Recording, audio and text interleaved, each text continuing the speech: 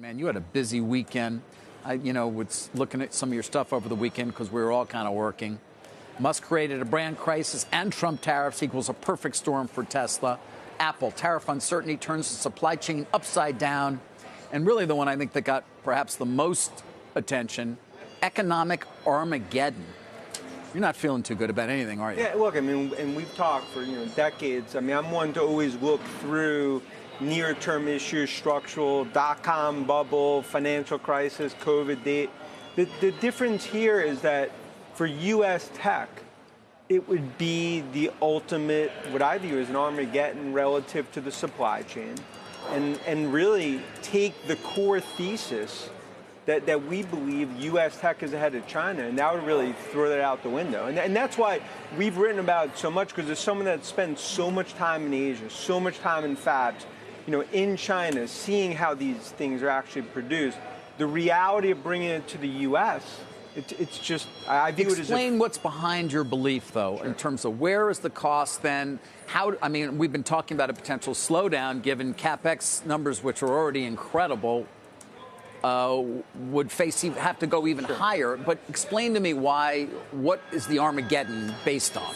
Yeah, a lot of it is based on the supply chain is cemented in Asia.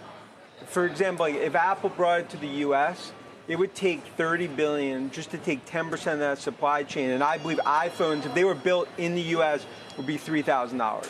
If you look at the way the structure is of the supply chain between Taiwan and China, the concept that you can actually make fabs, we have the labor force, the manufacturing takes 4 to 5 years to build a plant.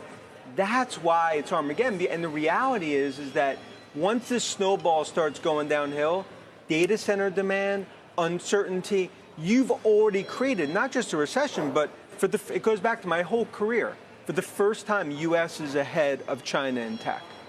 This would wipe that out, and China ultimately would zoom ahead. And that's why we've talked about it so dramatically. Did you see the Dave Chappelle clip that was going around over the weekend? I mean, I feel like that actually really nailed it. It's like, we want to buy iPhones. We don't want to make iPhones in this country. And I do feel that there's a lot of folks around who are looking at the U.S. model. We're the envy of the world, right? Why do we want to become more like them?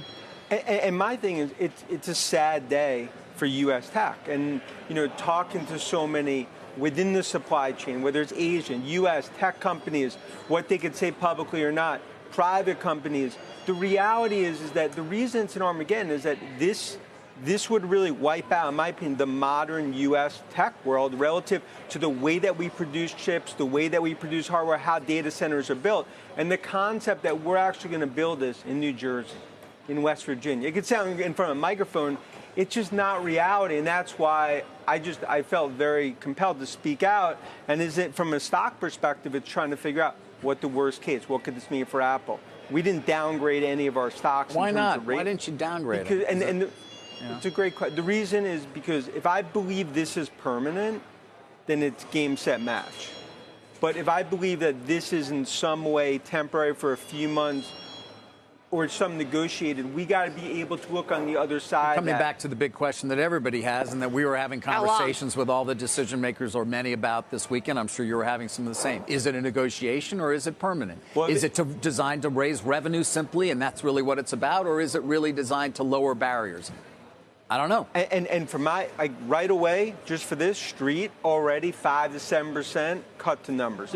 If right now they announced the deal, you'd already cut numbers just based on the uncertainty. What if they don't announce a deal? What happens to the earnings of Apple? Well, first of all, I don't think any company gives guidance on the calls, but I think Apple, if they didn't, you could be looking at 10 to 15% cuts. If this continues for months, just given the cost structure, then you start to look for a lot of these. You could be looking at 20, 25% cuts across the board. On earnings, on EPS. On earnings on the EPS, just given the actual cost structure. And then it goes to, let's say, on software, where we're more bullish cybersecurity, the self-fulfilling prophecy, given uncertainty, data center, AI revolution, you could cut 15, 20% of that demand right now just based on the uncertainty. And that's why the sad thing, as someone that's such a supporter of U.S. tech for decades, is that what this has essentially done is cut U.S. tech at the knees. It would be like in a baseball game, me coming dugout before the game, like, okay, you're not going to have a catcher. You're not going to have a shortstop and no left fielder. Good luck. You should have a great game. But 3 years from now, I'll get you a catcher or a shortstop. That's the problem. Right. The other thing in your note about Tesla is the political risk that Musk, you say, has introduced and is going to result in the loss of a future customer base. But that's been going on for a while. So what was it that changed your view on that front? I think it's because our view, and we've talked about it, step back, balance it. Doge being CEO of Tesla, he continues to go forward and forward. And my view is that 20% demand destruction in Europe, 10%, I'm talking permanent destruction in the U.S. As one of the biggest supporters of Tesla, it's basically you're yelling and basically telling whether it's Musk and the board, this is the time. Because if you don't do it now, then ultimately you risk permanent brand destruction that I believe changes the Tesla story.